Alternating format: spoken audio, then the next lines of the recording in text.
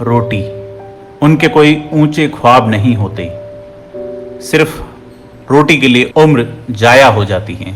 वे थके मांदे सोए थे कि एक रेल उन 16 जिंदगियों के ऊपर से गुजर गई। जिस रोटी के लिए वे ताउम्र जिस्म का खराबा करते रहे, वो पटरियों पर बेतरतीब बिखरी थी। दाने से आटा और आटे से रोटी बनी, पर वो मोहताज जिंदगियां उन दानों पर अपना नाम नहीं लिख सकी।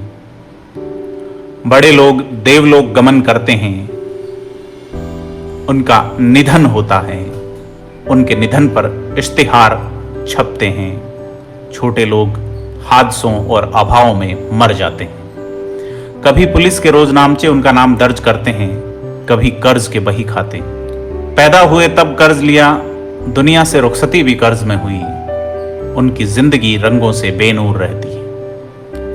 मध्य प्रदेश का मोतीलाल साहू मुंबई में मकानों में रंग रोगन करता था। साहू मजदूरों के साथ मुंबई से पैदल चल दिया।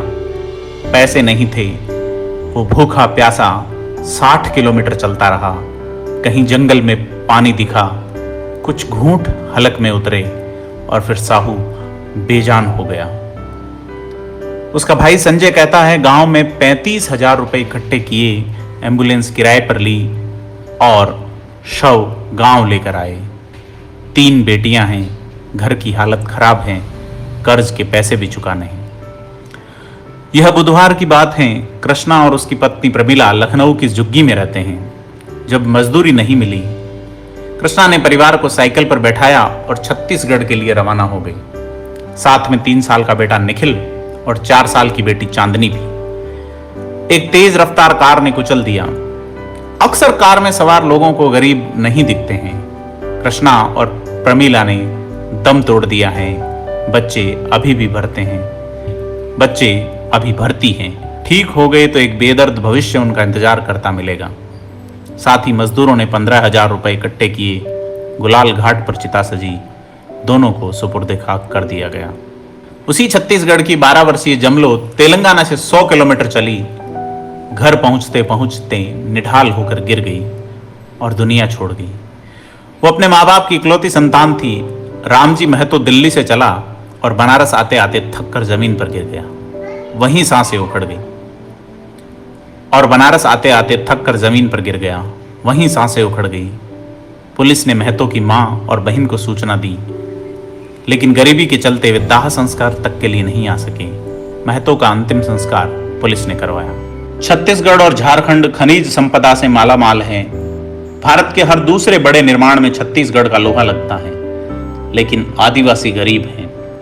गंगम्मा बेंगलोर में निर्माण मजदूर थी। बेंगलोर से अपने घर रायचूर के लिए पैदल निकल पड़ी। 300 किलोमीटर पैदल चलने के बाद बेल्लारी में मूर्छा आ गई। ऐसी मूर्छा आई फिर कभी नहीं उठ सकी। उसका पति मल्लिकार्जुन कहता है, मेरी पत्नी भूख से व्याकुल होकर मर गई, सरकार इसे नहीं मानती। बेल्लारी आयरन किंग जनार्दन रेड्डी का मकाम है। वे 2 करोड़ की सोने की कुर्सी पर बैठते हैं। बकौल मीडिया रिपोर्ट्स 13 लाख की बेल्ट बांधते हैं। 28 लाख की स्वर्ण जड़ित प्लेट, थाली, चम्मच, कटोरे हैं। एक गंगम्मा है, एक जनार्दन रेड्डी हैं, एक भारत हैं, एक इंडिया है। आंकड़े बताते हैं 19 मार्च से 2 मई तक 338 मौतें हुई हैं। इनमें 80 ऐसे थे जिन्होंने एकाकीपन और खौफ से अपनी जान दे दी। 51 मजदूरों को अपने गांव घर लौटते रास्तों ने निगल लिया। 24 ऐसे थे जो थक कर निढाल हो गए। सरकारों ने 20 साल में निर्माण मजदूरों के कल्याण की खातिर सेस के जरिए 28,000 करोड़ रुपए जमा किए, लेकिन यह पैसा यूं ही पड़ा रहा, क्योंकि मजदूर किसी की प्राथमिकता में नहीं है। भारत के हर निर्माण पर उनके हुनर के हस्ताक्षर हैं। हर फने तामीर, इमारत, बांध, सड़क, प्रतिमाएं उन हाथों के कौशल की गवाही देते हैं। लेकिन जब उन पर विपदा आई है, उन्हें उनके हाल पर छोड़ दिया गया है। वे अपना दर्द जब्त कर रखते हैं क्योंकि मजदूर हैं। उनके आंसू कभी शोलों में नहीं बदलते। पर क्या कभी समाज और सरकार भी उस पसीने की परेशानी समझेगी?